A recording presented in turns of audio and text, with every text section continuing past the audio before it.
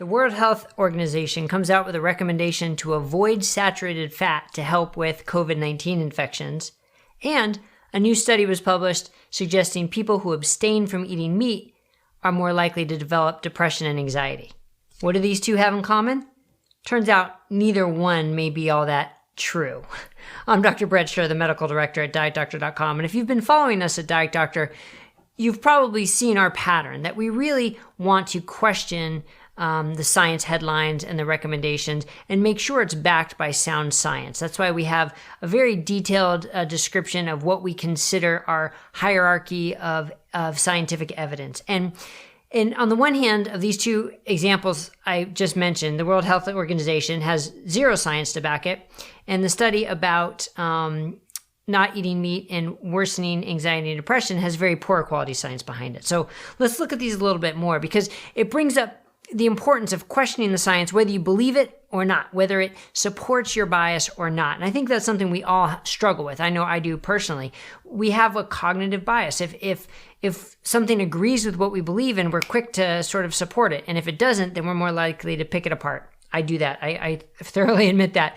But it's something I'm trying to get better at. So the World Health Organization just posted a graphic of saying the diet you should be following to reduce your risk of complication from COVID-19. And it said, avoid saturated fat, period. No evidence behind that. They gave no evidence, they gave no reasoning, they just said avoid saturated fat.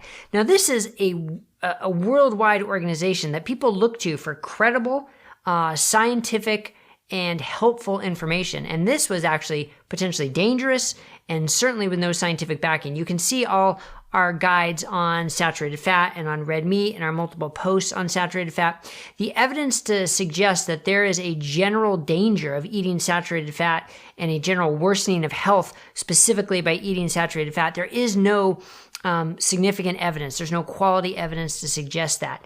And so for the World Health Organization to make a statement like this is really concerning because a lot of people are just going to read that and believe it. So organizations need to hold themselves to a higher standard. If people are listening to what you say, you need to hold yourself to a higher standard to make sure your recommendations are thoroughly explained and evidence-based. That's what we try to hold ourselves to at Diet Doctor, and hopefully we're doing an okay job of that.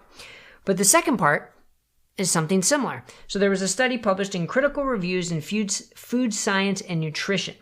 And the authors evaluated 18 observational studies, which included over 160,000 men and women.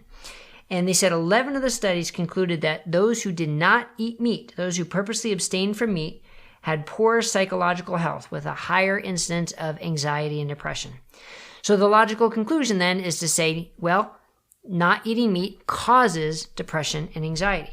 But that's not what this study showed, right? Just like studies of red meat, people who eat red meat have a tiny increased incidence of colon cancer.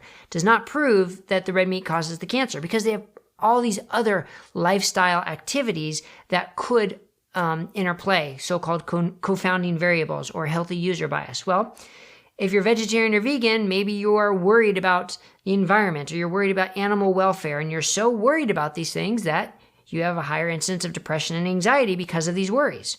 I'm not saying that's true, but that could equally explain why they find people who abstain from meat have a higher incidence of depression and anxiety.